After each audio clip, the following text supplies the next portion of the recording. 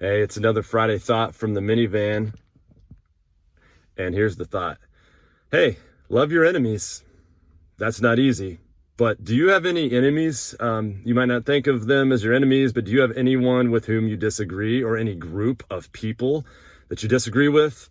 Maybe you have people that you're like, man, I can't believe they think that way. Their view of the world is completely different. What is going on? Many of you know exactly what I'm talking about. In fact, if you're reading this or watching this on Facebook, then you definitely do, because maybe you scrolled past something up there, or down here is coming something with which you disagree. But what do we do with that? What do we do with people that we disagree with, maybe people that we could perceive as our enemies? Jesus teaches us the way. It's in Matthew chapter 5, in his Sermon on the Mount, and he says, "You have heard that it was said, love your neighbor and hate your enemy.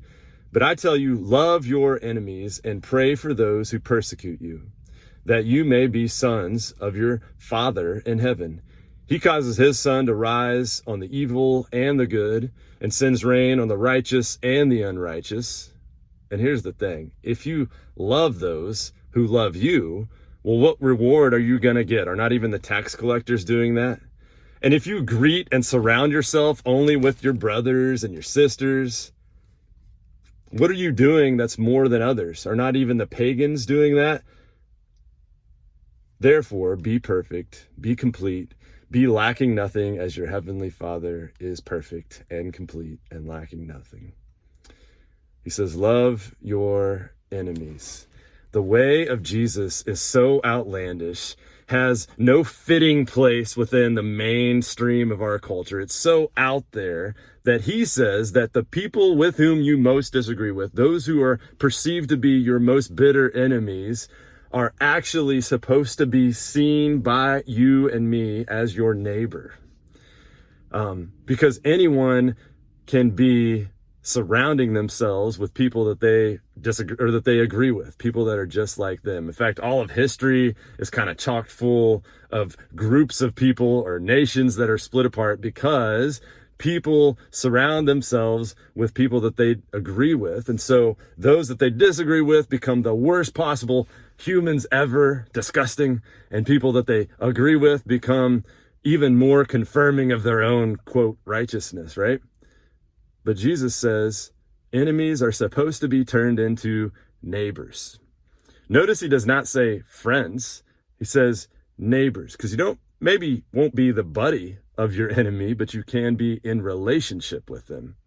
Thinking about that parable that Jesus taught in the Gospel of Luke, we call it the parable of the Good Samaritan, which that term right there is an oxymoron back to the people that he was teaching that to, because there is no such thing as a good Samaritan. They thought there are only bad Samaritans because they're the enemy. But in that parable, there was the man who got robbed, and his enemy was the Samaritan. The people that he was in community with that were supposed to be truly neighbors to him, they end up passing him by, but it's that enemy, the Samaritan, that stops, helps him out, sticks with him like a brother. And Jesus, at the end of that parable, says, now who was the neighbor to that man who was robbed and beaten? And the obvious answer there is the one who was perceived to be the enemy.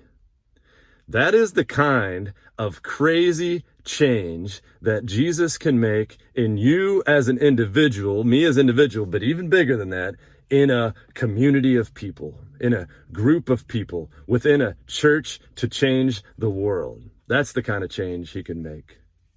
He takes enemies, turns them into people who perceive each other as fellow humans, who become neighbors. Now, he doesn't necessarily at all ask us to put our differences aside and pretend like nothing is wrong when there are distinct differences that need to be dealt with. That's not what he calls us to do.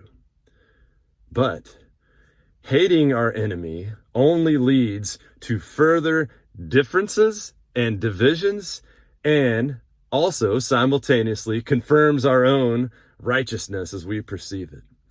But when we enter into relationship with our enemies or those we disagree with, then he begins to change our own hearts. And bigger than that, he begins to allow us to show the world how different the love of Jesus can make inside of a person and inside of a community. So here's the homework today, friends. Here's the homework. Maybe for some of us, the homework is get off of Facebook like as soon as you watch this video and figure out a creative way to engage in relationship with somebody with whom you disagree with. Love your enemy. They will know we are followers of Christ, not by what kind of arguments you win, but what kind of love you show.